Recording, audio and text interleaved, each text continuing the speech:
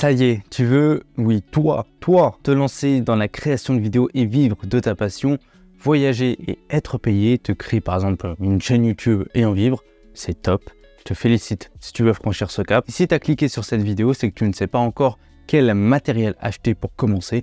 Et ça tombe bien parce qu'aujourd'hui, on va parler des essentiels à avoir pour commencer dans la création de vidéos. On va pas parler des trucs trop compliqués ou qui demandent un investissement de plusieurs milliers d'euros. On va simplement parler de plusieurs types de matos qui vont t'aider à créer tes premières vidéos. Du coup, c'est parti. Premièrement, 100 mètres de gaffeur. Voilà, double 50 mètres de gaffeur que tu achètes chez Action à 3 € l'unité.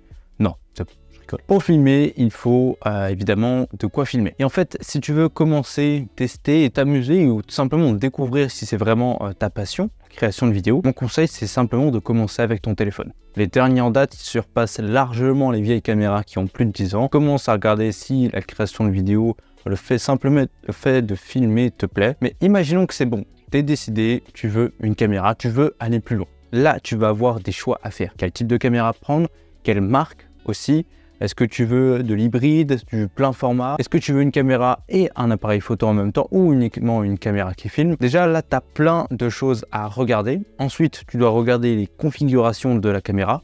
Primo, je te conseille au minimum de pouvoir filmer en HD. Le mieux, c'est la 4K. Normalement, maintenant, avec tous les boîtiers récents, tu as de la 4K obligatoirement. Mais si tu veux de la HD, c'est très propre pour le moment. Ensuite, il te faut le mode vidéo dans lequel tu peux gérer tous tes paramètres d'exposition seul, un à la fois. ISO, shutter et diaphragme. Aussi, si tu veux faire de la photo, vérifie bien que ton appareil fait de la photo et regarde aussi le nombre de mégapixels de ton capteur. Regarde si tu peux faire des rafales avec ce boîtier. Regarde les formats des photos. Est-ce que ton boîtier prend des photos en JPEG ou en JPEG et en RAW aussi? Ça, c'est le minimum pour un débutant. Donc, beaucoup de mégapixels en photo, un mode rafale, JPEG et RAW en bonus. Et pour la vidéo, c'est 4K minimum avec une prise son. Ensuite, il te faut un objectif. En fait, tout va dépendre de ta caméra. Si tu achètes un boîtier nu, il te faut un objectif. Mais si tu as une caméra qui a déjà un objectif intégré, que tu ne peux pas changer, il va falloir savoir quel type d'objectif prendre, même si cet objectif est fixé à ton boîtier. Privilégie le grand angle pour commencer. Un zoom, ce serait quand même apprécié. Par exemple, part sur du 18 à 50 mm. Alors, le 18 mm, c'est pour avoir un grand angle, un angle large, et le 50 mm pour avoir un côté un peu plus portrait. C'est les principales focales que tu dois avoir et surtout que tu vas utiliser. Si on va plus loin, disons du 300 à 900 mm, là on est sur du téléobjectif. C'est pour l'animalier ou du sportif, c'est pas pour toi pour l'instant. Ça, tu vois, c'est un 55-210, il est quand même pas mal grand. Et je vais aller te chercher le magnifique, hop, voilà, un 200-600 mm. Quelle taille il a, tu vois, il est immense. Voilà, ça, c'est juste un 200 mm. 200-600 mm. Voilà, t'as pas besoin de ça. Pour comparer vraiment avec ce que tu as besoin quand tu commences, un 18-50 mm, ça c'est un objectif kit. C'est minuscule, tu vois, minuscule ce truc. Comparé à ça. Ça, tu vois, ça fait rien. Tu vois, mais tu as besoin que de ça pour l'instant, pour commencer. Tu n'as pas besoin de ça. Ça, c'est vraiment pour du plaisir perso. Ça, c'est pour quasiment du pro.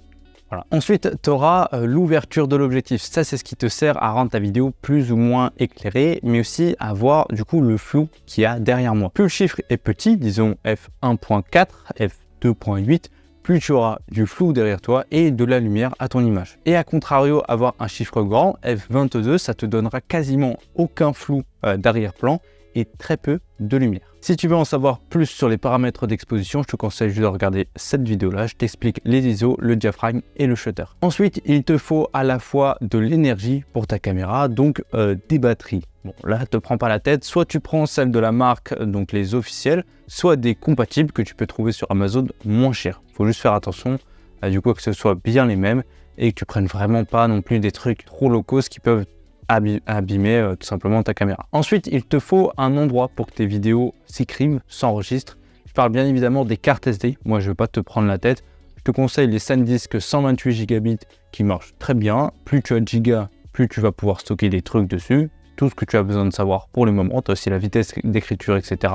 Mais si tu prends une caméra basique et que tu prends la SanDisk 128 Go, c'est largement suffisant pour toi. Ensuite, tu auras besoin de lumière, pas pour faire le vidéaste professionnel, mais tout simplement pour éclairer de temps en temps tes scènes. Et quoi de mieux pour éclairer tes scènes que les petites lampes, du coup elles sont là, les petites lampes RGB de chez Ulanzi. C'est des petites lampes comme ça, elles sont vraiment toutes petites et franchement ça éclaire super bien. Tu peux avoir des lumières chaudes, des lumières froides, des lumières rouges, verts, de toutes les couleurs. Franchement, moi je kiffe trop, c'est des trucs que j'ai depuis peut-être 2-3 ans et que j'utilise tout le temps. J'en ai 4, j'en ai une ici, une là et la dernière elle est là.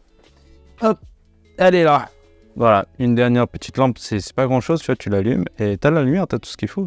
Moi j'aime bien. Pour moi, c'est indispensable d'en avoir au moins des petites comme ça parce que ça peut te sauver dans pas mal de situations. Moi, j'utilise encore pour mes vidéos, pour mes formations et de temps en temps pour du pro parce que là, j'ai des immenses machins. Est-ce que je peux te l'en sans le faire tomber? J'ai une softbox avec une Godox SLW60. Voilà. C'est indispensable d'avoir des bonnes lumières, mais aussi d'avoir du bon son. Et en parlant du son, le voici. Si tu veux mettre du son dans tes vidéos et capturer le son pendant que tu filmes, tu dois faire ça bien. Tu as deux choix. Le premier, c'est le Rode Video Micro. Le meilleur micro d'ambiance pour tous les débutants. C'est le meilleur. C'est tout ce que tu as à savoir là-dessus. Ensuite, si tu fais des interviews ou si des gens parlent, je te conseille le micro cravate. Encore une fois, tu en as plein sur Amazon. Des pros ou des débutants. Tu auras simplement une petite différence de son entre les deux.